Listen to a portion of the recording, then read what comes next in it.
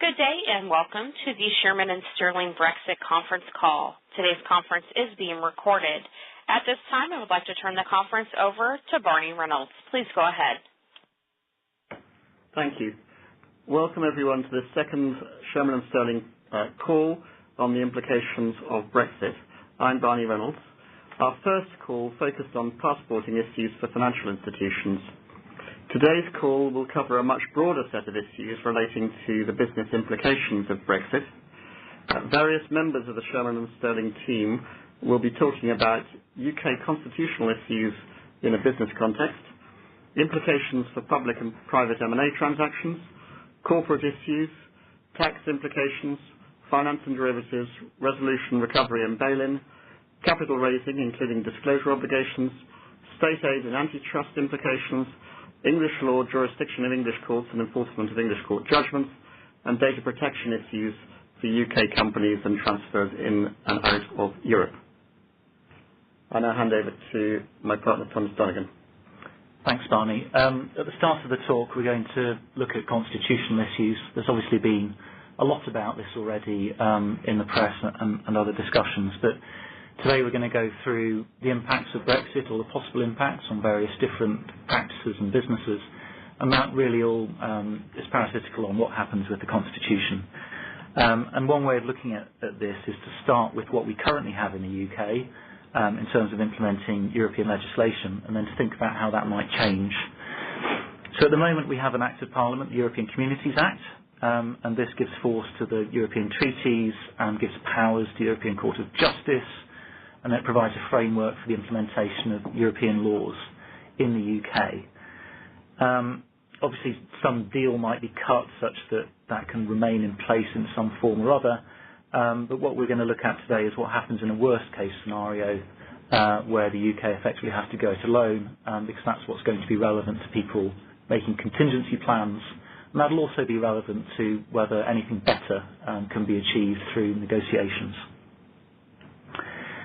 Because the European Communities Act is an Act of Parliament, it needs another Act of Parliament to amend it, and then there are various different ways of doing that to deal with existing laws.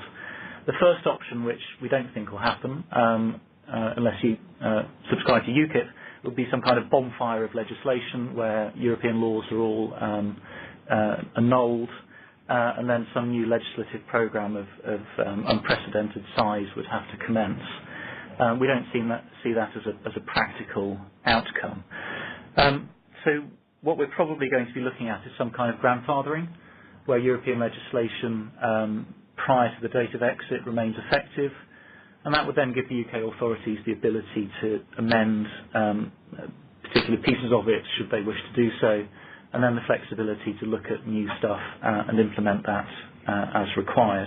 So we'd probably see some kind of grandfathering of existing laws, and that's a topic that will cut across a lot of what we'll say today. That kind of process has happened before. Hong Kong and Singapore have both started with English law and then gone their separate ways using that kind of a grandfathering approach. And recently we've seen Abu Dhabi Global Market do something similar, where they've taken English law and imported it with tweaks. So it's not without precedent to do that kind of thing. Financial Conduct Authority has already said that its preference for its rulebook will be to do that kind of grandfathering, and that includes implementing MiFID II and other current European initiatives on the current time frame. There's also been a lot of talk on our next topic, which is the process for withdrawing, and we covered this on our last talk. Just as a brief recap, there's a 2-year process which is kicked off by the service of a notice.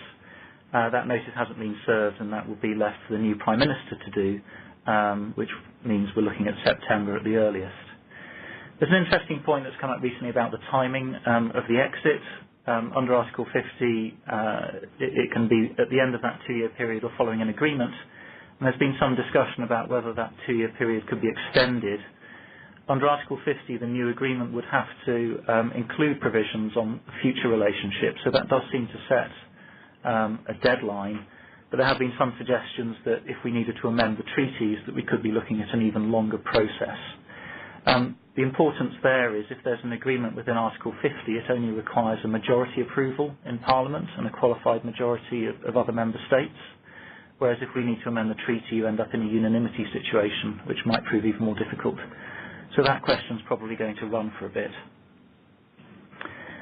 There's also a question of who can serve the notice. As a technical legal matter, we think that is reserved for the government under the royal prerogative, and so it's not necessarily a parliamentary issue, but Parliament could clearly have a vote, and that may be persuasive as to whether that notice would be served.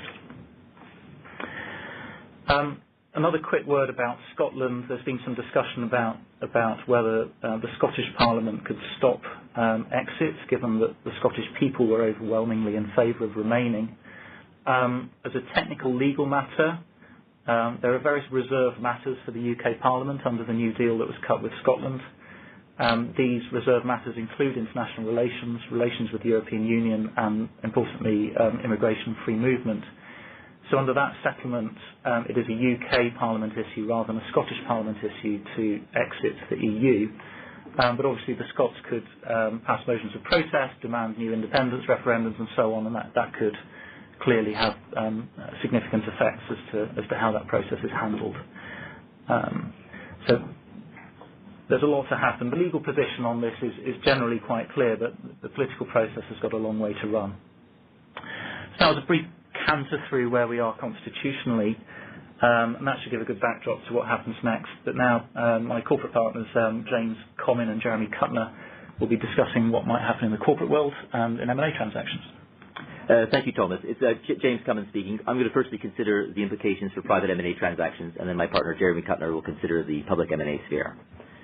For private M&A transactions, we expect that the principal effect of the UK's possible withdrawal from the EU to be really limited to the commercial terms of transactions. In regulated industries, in particular financial services, but also in relation to businesses that have substantial sales into the EU, clearly the impact of a possible withdrawal from the EU will be a focus of due diligence. It's likely also to be factored into the commercial terms of transactions, for example, warranties, purchase price. We also expect that there could be an increased use of deferred or contingent consideration, so that to bridge the valuation gap between buyers and sellers, and so the purchase price is linked to the future performance of the business or indeed the constitutional status of the UK. In private M&A transactions that are affected by way of a transfer of business, since the 1980s, UK law has implemented what's called the Acquired Rights Directive, known in the UK as TUPE, or the Transfer of Undertakings Protection of Employment Regulations, which allows for contracts of employment to be transferred automatically from buyer to seller of a business as opposed to a share sale. In addition, there are restrictions in the law from the Acquired Rights Directive on the ability of the buyer to make changes to the terms of employment of the transferring employees. This piece of law will continue to be enforced following an exit of the UK from the EU, although it is of course possible that the UK, following an exit, might amend certain features of this regime, in particular to relax, for example, the ability of buyers to make changes to terms of employment after a transfer. Handing over now to my partner, Jeremy Cutner. Thanks, James. So for public M&A, we don't really expect any departure from the EU to have a material impact on how public M&A is transacted in the UK. Public M&A is governed by the UK Takeover Panel, who have a code called the UK Takeover Code. That we don't expect to change in any significant way as a result of leaving the EU. There is an EU Takeovers Directive, which some will be aware of. That takeover directive was largely inspired by our existing takeover code, and very few amendments were required as a result of the directive being implemented. So we don't really see any significant changes to the takeover code. There is one aspect which may be different from that, which is that there is a concept of shared jurisdiction in the takeover code, where there are companies that are incorporated in one EU jurisdiction and traded in another. And the takeover regulators have worked out between them how they will share jurisdiction in those circumstances. if we end up leaving the EEA, then there may well be some changes to that regime, although it's also very possible that the panel would seek to create or recreate that kind of process for sharing jurisdiction, as it has worked quite well in practice. One question we've been asked is whether the outcome of the referendum would likely trigger a MAC clause in public takeovers. That will obviously be fact dependent and specific to particular transactions, but at a high level, we expect the panel would not allow the result of the referendum to trigger any MAC provisions in public takeovers. Handing back to James to talk about European companies. Since 2004, it has been possible in the EU to incorporate what we call a European company or an SE. There are several thousand SEs that have been incorporated across Europe, of which about 50 are registered in the UK. The advantages of an SE include the ability to operate across the European Economic Area without the need to register a branch or place of business outside of one's jurisdiction of incorporation. With shareholder approval, it's possible to change the registered office of an SE from one EEA member state to another without that resulting in the company being wound up. There's continuity of legal personality. And SEs are capable of adopting either a single-tier board or a double-tier board structure. SEs are complicated legal creatures in that they're governed by a mixture of directly applicable EU legislation and supplemented by the laws of the individual member states, in particular the laws that apply in the case of the UK to public limited companies. If the UK were to cease to be a member of the EU and not be a member of the EEA, any SEs registered in the UK would have a choice. They would either need to change their registered office so that they continue to be in a member state of the European Economic Area, or they would need to convert to a PLC, which is something which the existing legislation allows. We believe that any SEs registered in the UK after the UK were to cease to be a member of either the European Economic Area or the European Union, the legal structure of those companies would be unclear, and so we'd advise one or two of those courses of action. So just talking about one other aspect of corporate issues that's affected by Brexit, which is cross-border mergers. It is possible in the UK to merge limited liability companies incorporated in different EEA member states.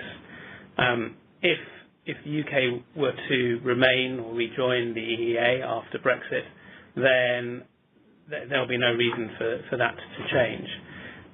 If we end up leaving altogether, then it's not clear what the future would be for cross-border mergers. And although it is possible, and some countries do have regimes that allow mergers with companies from different jurisdictions, it's not clear whether the UK would go that route, but it is obviously possible. Handing over to Simon Leatherman to talk about tax implications. Thanks, Jeremy. The starting point here is the EU only has general competence in specified areas of tax, those areas being EU value-added tax and customs duty. Elsewhere, it's needed unanimity for the EU to bring in tax rules. Nobody thinks the UK will just give up its VAT receipts following Brexit, and we expect VAT to be maintained by the UK very largely as it is now, at least in the first instance. The interesting question for VAT and duties is for cross-border movements of goods, once the EU point of entry and exit shifts to the English Channel. Of course, the whole topic of tariffs on goods will be a major focus in the withdrawal negotiations, and we can't second-guess that, but clearly businesses will need to be cognizant of this piece when they review where their manufacturing and distribution lines sit. Outside these discrete competences, tax broadly remains a sovereign matter for each country, subject to that country's network of bilateral tax treaties. That framework will not be changed by Brexit. There are some overlays on top of this. To just give a flavour, if a member state has domestic withholding tax on dividends, interest or royalties, and not all do, and if there's no exemption under a tax treaty, which in many cases there will be, then e-directives do currently provide another exemption for dividends, interest or royalties paid intra-group to an EU affiliate. Also, in some cases, and this generally isn't about the UK, a country will have exercised its sovereign power to write a tax statute in a way that applies differently to dealings between two EU companies or EEA companies than it would for a structure that crosses the boundary. In short, to prepare for Brexit, it will be important to review structures and test whether your favourite exemption falls into a category like this. We see this as being the exception rather than the rule. There's likely to be particular focus on structures involving Portugal and Italy rather than Ireland, Spain or the Netherlands, for example. But it will be important to be alive to this so that any issues there are can be identified and dealt with. Thinking a bit more broadly, in the past and currently, the EU has had to respect the UK has had to respect the EU fundamental freedoms, requiring equivalence of outcome in the tax system, as elsewhere, between UK residents and non-UK residents who are in the EU. It has also had to comply with EU state aid rules.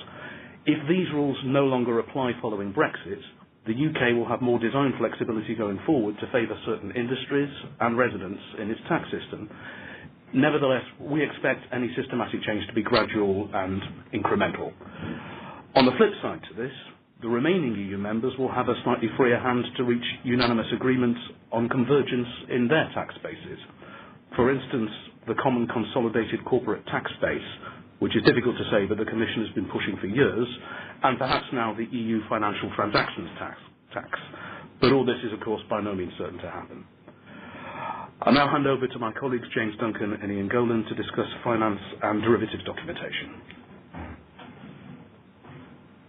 On the loan side, as far as English law governed loan agreements are concerned, I think we agree with the view that the Loan Market Association expressed at the end of last week that in the vast majority of cases, neither the Leave vote nor Brexit itself brings about any immediate legal or contractual change, and that it's frankly just too early to speculate on the implications for the syndicated loan market of the UK's withdrawal from the EU.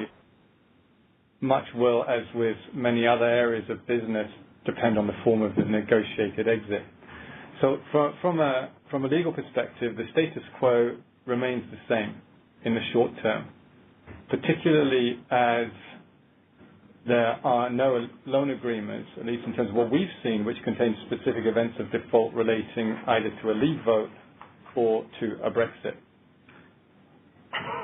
That said, on a more practical level, it's clearly going to be prudent for lenders and borrowers to review their loan documentation and consider, for example, the implications for financial covenants of FX volatility and the impact of FX movements on, as it's quite commonly seen, any facilities that are rebased to a particular base currency, as well as the potential impact on financial covenant compliance if there were to be interest rate rises. Also, from an operational perspective, the likely impact, actual and projected, of Brexit on the underlying business will warrant consideration by both banks and borrowers. Clearly, over the months and years ahead, much thought is going to be given on how best to future-proof loan documentation to deal with post-Brexit issues, particularly as exit terms become clearer. But for the moment, the post-Leave vote picture is, being realistic, too uncertain to be meaningfully creative or concrete about solutions. I'm going to hand over to my partner, James Duncan, who's going to give an overview of the implications for derivative documentation. Thanks, Ian. And in many ways, it's similar to the picture for loans. So as listeners will be aware, huge numbers of derivative transactions around the world are governed by English law or entered into with banks and other institutions in the UK, even if governed by New York law. The vote in favour of Brexit, as other speakers have said, has not changed the law in the UK as of today, including the applicability of any relevant EU-derived laws, and the vote has not, therefore, of itself had any direct effect on or triggered any legal consequences under a standard is the master agreement, specifically force majeure and illegality have not been triggered.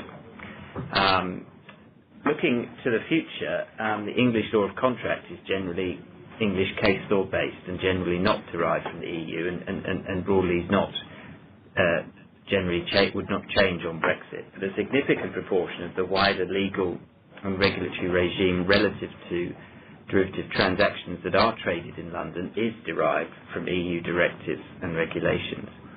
And when the UK does cease to be a member, it's possible that there may be legal and regulatory changes that are relevant to the derivatives market, but it will, as with the other areas discussed, depend upon the exit mechanism over the coming couple of years.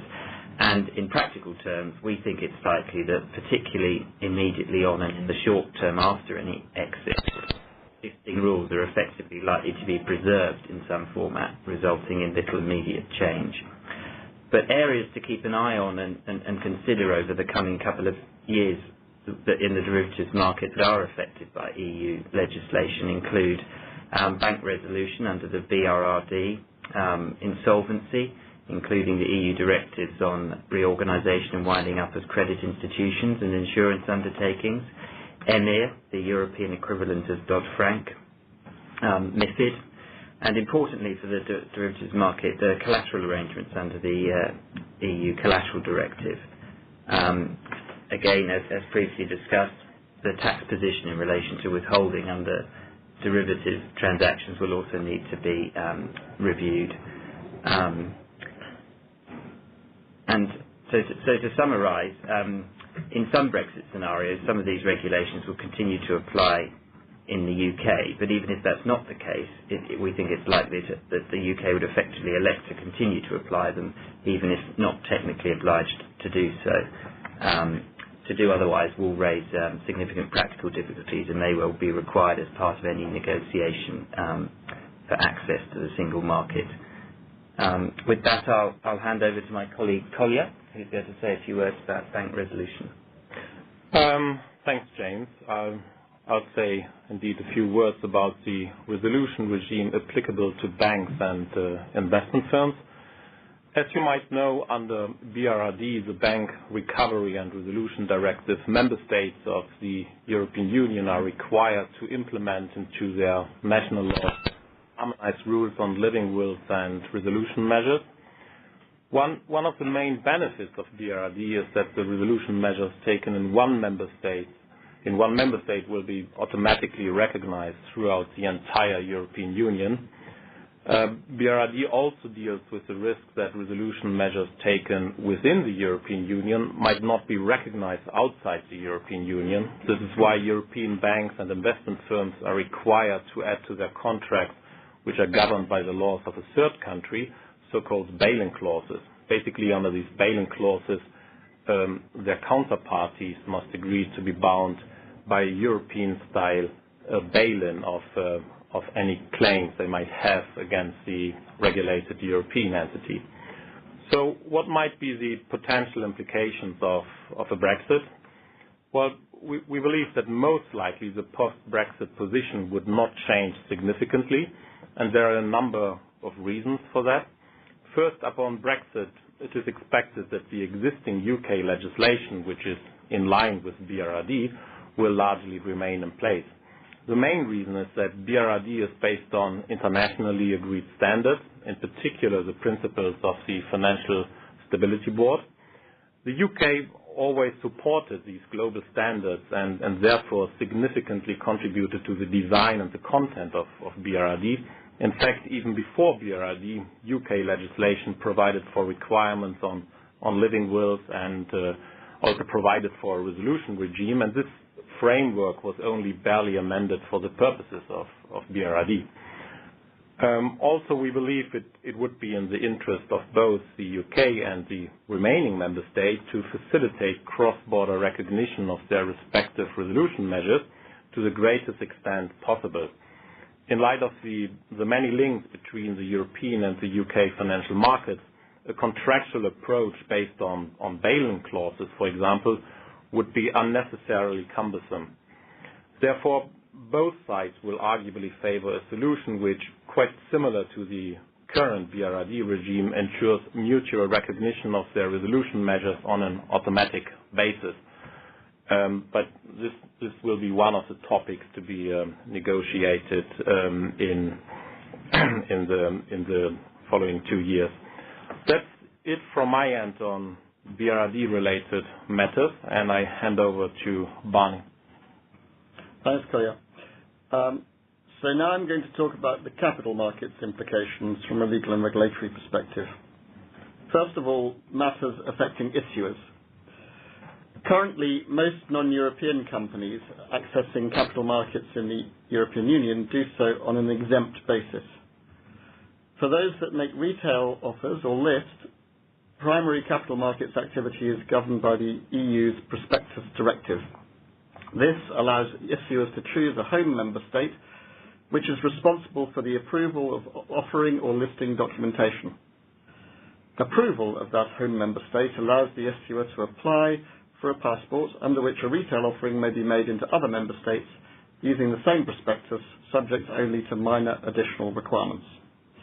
The EU's Transparency Directive and soon-to-be enforced market abuse regulation govern disclosure issues for capital markets, and the Transparency Directive also provides for election of a home member state in the EU, which is responsible for receiving disclosures such as updated accounts, new annual and other periodic reports, and significant shareholding notifications.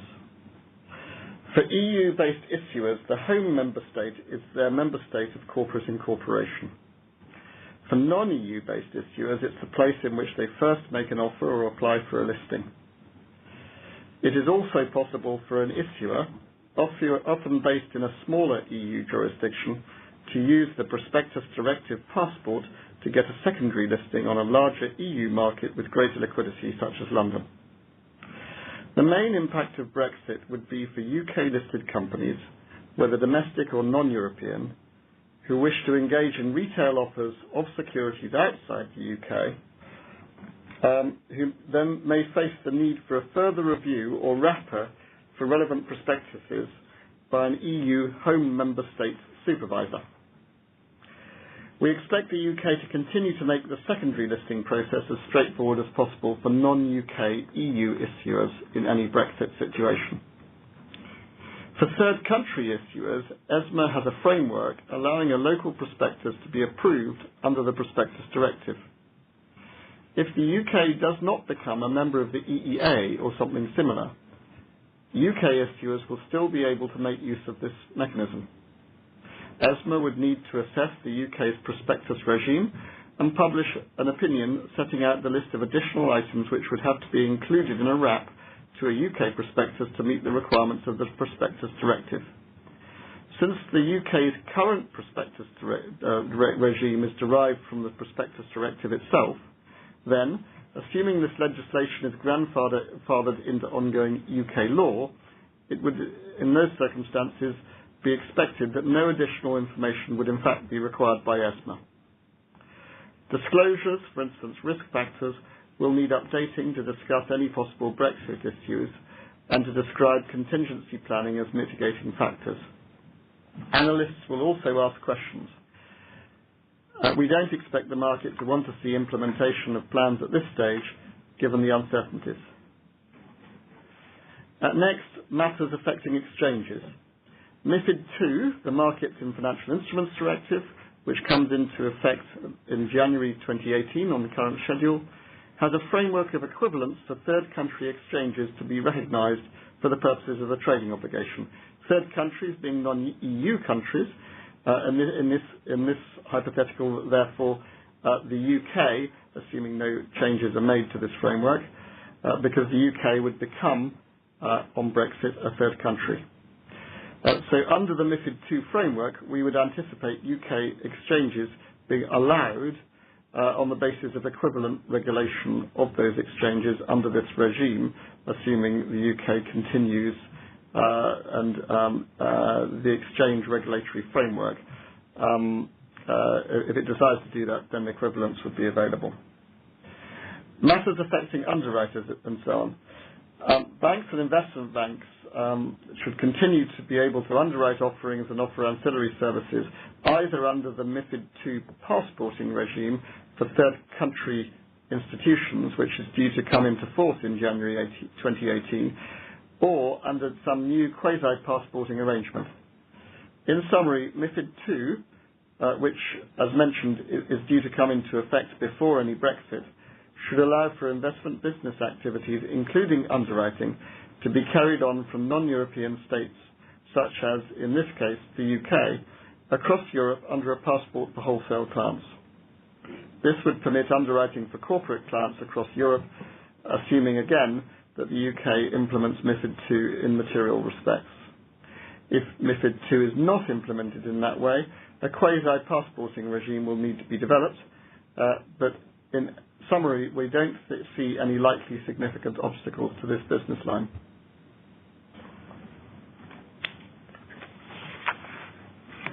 Thank you, Barney. I'm now going to address merger control and state aid. No substantive change is expected to the merger control or antitrust regime in either the short or long term. The substantive UK rules largely mirror those of the EU and are considered to work well. If the UK were to leave the EU and not join the EEA, such that the UK regains merger control over transactions that are currently reviewed by Brussels under the one-stop shop system, there is no reason to expect that there will be any substantive impact on the vast majority of transactions. The UK has a voluntary filing regime, that is to say, transactions can be closed prior to clearance, and will be the junior regime that is likely to follow US and EU decisions unless there is a very strong UK nexus. In the short term, we expect that cases involving the UK will be deprioritized by the Commission. Turning to state aid, there is much greater uncertainty and opportunity.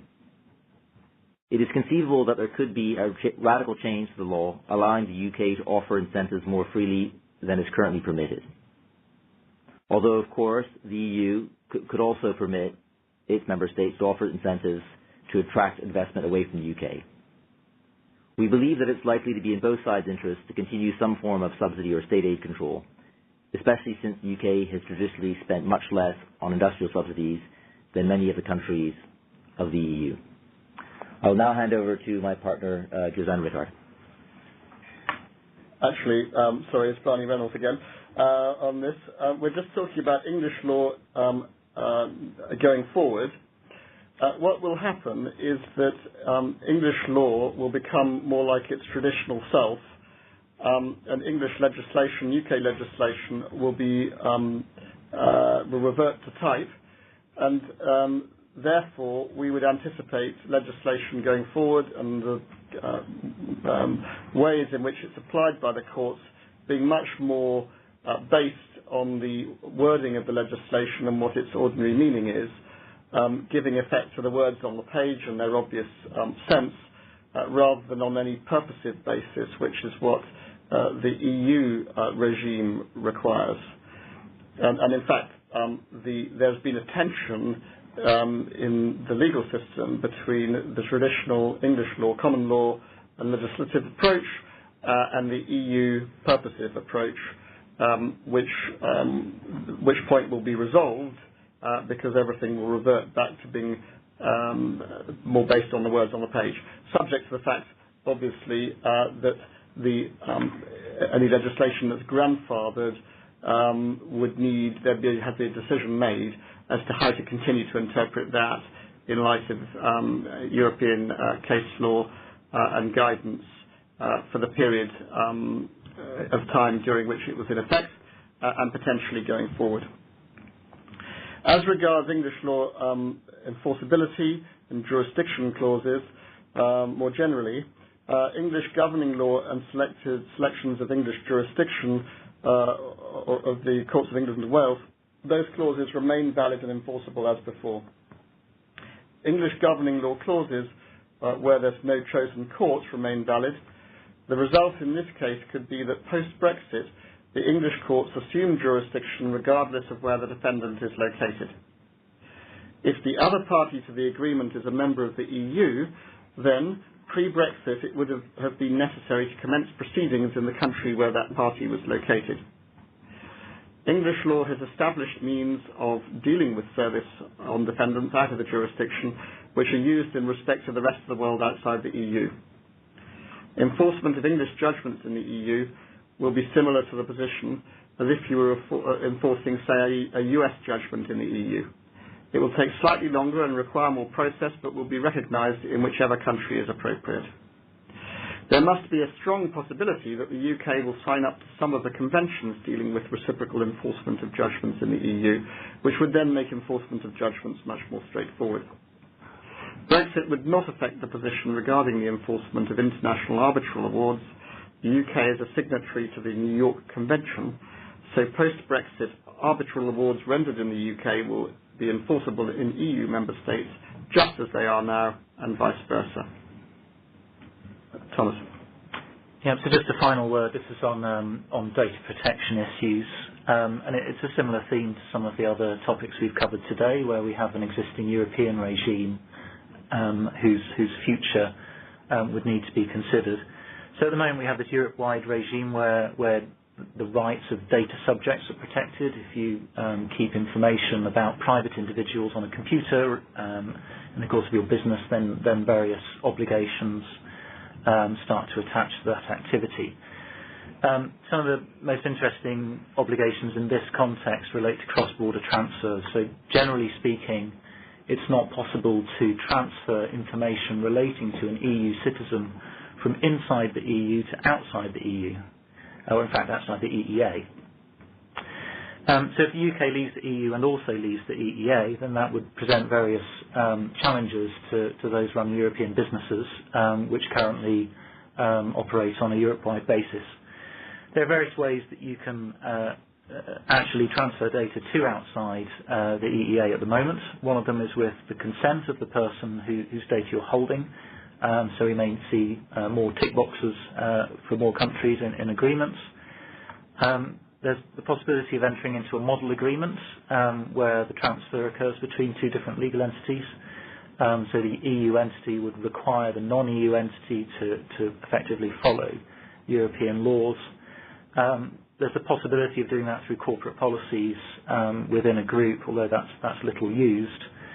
And then finally, the EU has the ability to declare certain third countries as equivalent under safe harbours. Now, this whole area is uncertain generally at the moment for reasons unconnected with Brexit. First of all, the US safe harbour was declared invalid because the Americans allow considerable access to personal data by governmental authorities in a way that doesn't happen in Europe, and that was considered, therefore, to be a null decision that the US had equivalent protection standards. So we've seen attacking of the safe harbour. We've also seen a recent attempt to revise the possible legality of the model agreements. The legality of using agreements where you agree to apply European law has now been referred to the European Court. So that puts the whole area in something of a difficulty. Consent is still out there as a possibility, and many people are still using model agreements and waiting to see what happens. But the main thing to consider with the UK exit is, firstly, will the UK replicate the Data Protection Act, which creates a lot of commercial difficulties for companies generally and is very vague and far-reaching.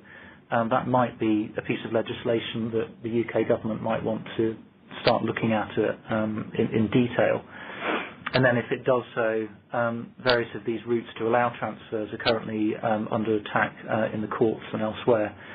So the treatment of data within Europe is certainly something that would have to be sorted out both within the UK and also within the EU. So we'd flag that as a potentially challenging area in the case of the Brexit.